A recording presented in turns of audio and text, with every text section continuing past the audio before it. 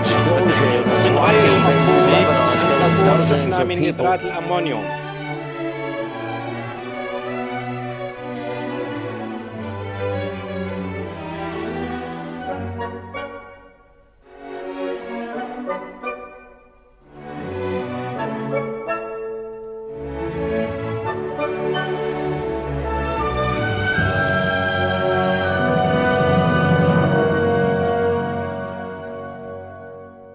T'as pas de la boue, t'as blabla roux.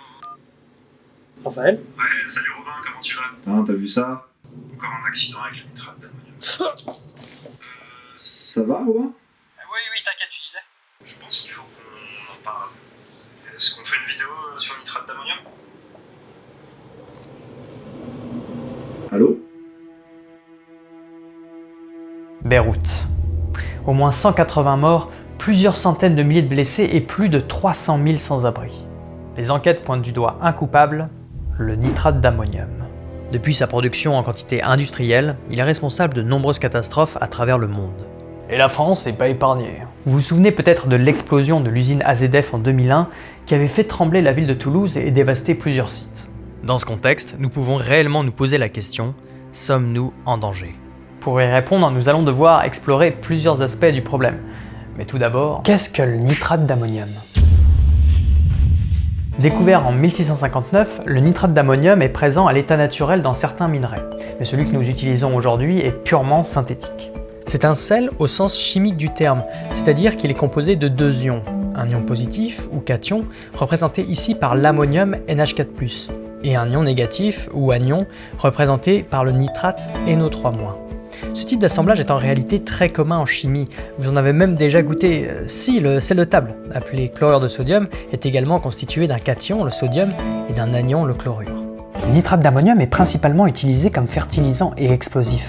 En 2017, sa production mondiale atteint près de 22 millions de tonnes. Mais comment le fabriquer? Tu peux nous aider là-dessus, Raphaël? On produit le nitrate d'ammonium en très grande quantité depuis l'apparition du procédé Haber-Bosch en 1913, donc ça remonte à plus d'un siècle. À vrai dire, c'est un des procédés qui a le plus influencé le XXe siècle car il a permis de sauver l'humanité de famines mondiales et des conflits qui pouvaient les accompagner. Merci Raphaël, si vous voulez en savoir plus sur l'histoire du nitrate d'ammonium, allez voir sa vidéo. Le nitrate d'ammonium est donc un produit dont on maîtrise la synthèse depuis le début du XXe siècle. Moment à partir duquel les catastrophes industrielles ont commencé. Coïncidence? Bah non, évidemment, personne ne s'est jamais brûlé avant l'invention du feu. Mais à quel point le nitrate d'ammonium est-il dangereux? Le caractère explosif du nitrate d'ammonium est connu depuis longtemps. Il était déjà mentionné dans un manuel de chimie du XVIIIe. Les mécanismes responsables de son explosivité sont relativement complexes et pas encore totalement résolus aujourd'hui. Il est quand même possible d'expliquer comment une explosion comme celle de Beyrouth a pu avoir lieu. Tout d'abord, il faut comprendre qu'une explosion c'est une intense libération d'énergie en un temps très court. Dans le cas de Beyrouth, cette énergie était de nature chimique, contenue dans le nitrate d'ammonium. Dans certaines conditions, l'énergie chimique peut être convertie en une autre forme d'énergie. C'est typiquement ce qui se passe dans une pile. L'énergie chimique est convertie en énergie électrique. C'est ce qu'on appelle un transfert d'énergie. Sauf que si le transfert d'énergie est brutal et que le système qui reçoit l'énergie n'est pas conçu pour l'utiliser ou l'encaisser, ça fait... Dans notre cas, le nitrate d'ammonium a pu libérer son énergie à travers différentes réactions chimiques. Chauffé à suffisamment haute température, par exemple en étant en contact d'une flamme, il peut se décomposer. Et ces produits de décomposition peuvent eux-mêmes réagir selon d'autres mécanismes chimiques, complexifiant encore davantage la situation. Bref, ce qu'il faut retenir, c'est que la température joue déjà un rôle critique pour expliquer la libération d'énergie. Mais ça ne conduit pas toujours à une explosion. Bon, il faut que je sois honnête avec vous, en plus d'une libération d'énergie, une explosion est provoquée par une augmentation brutale de pression. Mais d'où vient-elle ? Lorsqu'un gaz s'accumule en grande quantité dans un réservoir fermé, ce dernier peut finir par céder à cause de la surpression et libérer brutalement le gaz. Le mot-clé ici c'est fermé. On parle alors de confinement. Et les gaz sont comme les gens, ils n'aiment pas rester enfermés trop longtemps. Parmi les réactions du nitrate d'ammonium que nous avons vues tout à l'heure, certaines d'entre elles libèrent des gaz. Imaginez maintenant que ces gaz s'accumulent dans un entrepôt fermé. Vous voyez le problème. Ok, donc chauffer du nitrate d'ammonium confiné... c'est pas une bonne idée. Mais ce n'est pas tout. Il y a un dernier élément à prendre en compte et qui aggrave fortement la situation, la présence de substances incompatibles. Définition. Des substances incompatibles sont des substances capables de réagir ensemble, conduisant à des réactions non désirées et pouvant ainsi générer une menace. Il existe plusieurs substances incompatibles avec le nitrate d'ammonium. On retiendra une catégorie en particulier, les combustibles. Vous allez comprendre pourquoi. D'abord, un petit rappel, un feu ne peut être entretenu que si ces trois éléments sont présents. Une source d'énergie, un combustible, c'est-à-dire une substance qui brûle, et un comburant, c'est-à-dire une substance qui fait brûler. C'est ce qu'on appelle le triangle du feu. Dans la plupart des cas, le rôle du comburant est joué par le dioxygène de l'air, mais dans le cas de Beyrouth, le nitrate d'ammonium vient s'ajouter à cette catégorie. Et avec 2750 tonnes, ça fait un sacré réservoir de comburant à épuiser. Autrement dit, tant qu'il existe du combustible à disposition, vous aurez beaucoup de mal à éteindre l'incendie. Imaginez que l'entrepôt de Beyrouth, en plus d'être confiné et en proie aux flammes d'un incendie, pouvait être contaminé par des poussières combustibles comme des particules de matière organique ou des métaux. Et là, c'est le drame. Pour conclure, le nitrate d'ammonium n'est pas un explosif en tant que tel, mais le devient dans certaines conditions. Chauffer à haute température ne conduit pas nécessairement à une explosion. Par contre, confiner les gaz issus des réactions de décomposition peut suffire. Rajouter en plus des substances incompatibles comme des combustibles augmente fortement le risque. Bref, le nitrate d'ammonium a un potentiel explosif qui constitue une menace bien réelle. Heureusement qu'il existe une réglementation. Vraiment. Sans mauvais jeu de mots, c'est peut-être le point le plus chaud de la vidéo, tant la réglementation est un sujet aussi complexe qu'actuel. Tout d'abord, commençons par ce qui existe au niveau international, à savoir ce que propose l'Organisation des Nations Unies, l'Orange Book. Et j'ai bien dit propose, car l'Orange Book n'a pas de caractère normatif. Il a été créé en 1947 dans le but d'harmoniser les réglementations liées au transport des matières dangereuses. L'Orange Book considère qu'une matière est explosive si elle répond positivement à 3 tests. Or, le nitrate d'ammonium pur échoue au 3e test, faisant de lui un comburant mais non un explosif. Mais, ajouter seulement 0,2% de matière combustible, et le test est réussi. Or, dans la réalité, il est possible que le nitrate d'ammonium, en particulier lorsqu'il est conditionné dans ce qu'on appelle les big bags, finisse par être en contact avec de la matière combustible, comme des poussières ou des particules de matière organique provenant par exemple de la charpente en bois de l'entrepôt. Du coup, considérer le nitrate d'ammonium comme non explosif, même si c'est vrai dans une certaine mesure, n'est pas très raisonnable vis-à-vis des risques industriels encourus. Heureusement, certains pays ont choisi d'aller plus loin avec une réglementation renforcée. C'est le cas de la France. Vive la France! Bon, en fait, c'est un peu plus complexe que ça. En France, il existe une réglementation pour encadrer le stockage d'engrais solides à base de nitrate d'ammonium. Elle est dans le Code de l'environnement, rubrique 4702. Nous voulons le laisser passer à 38. Sans trop rentrer dans les détails, ce qui est prescrit par la réglementation dépend de la quantité de nitrate d'ammonium stocké. Au-dessus de 2500 tonnes, les sites sont classés Seveso seuil haut et sont inspectés tous les ans.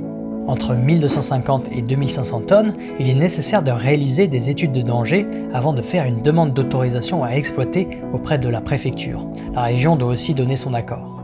Ces sites sont inspectés entre 1 et 3 ans. Entre 500 et 1250 tonnes, ces sites sont soumis à enregistrement et sont contrôlés tous les 7 ans. En dessous de 500 tonnes, il suffit de déclarer le site. Aucune étude d'impact ou de danger n'est demandée. Les installations ne sont contrôlées qu'en cas d'accident ou d'alerte des élus ou de la population locale.